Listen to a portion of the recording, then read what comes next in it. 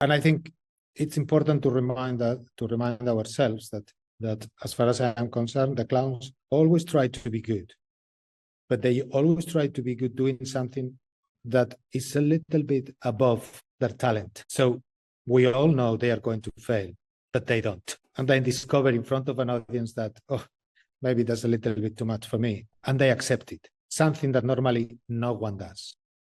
Normally people in the world doesn't accept when they're bad. Politicians, when make mistakes, they don't get fired.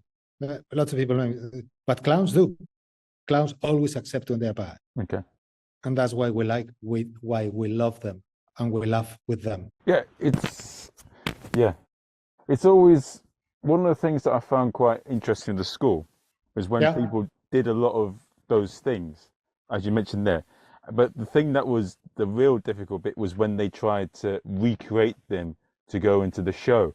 And it didn't have the same thing. Like, it completely bombed. Like they when they performed in it, it was like they were doing a job or they hated it. Yeah, but that's the key word. That's the key word. Perform it, because the clown doesn't really perform it. He just has to do it again. So when we work, we found that it's the most difficult thing is what you just said, to repeat the funny material. And we find that the way we talk about the material has helped us to repeat it like it is like if it was the first time. Okay. So, for instance, when we play one, so if we do some funny material, we try to describe the material as a chain of games. And games, normally you always play to the best of your abilities. They're always the same, but always a little bit different. And when you fail at playing a game, you always fail for real. You can act it. If you fail playing tennis, it's really bad.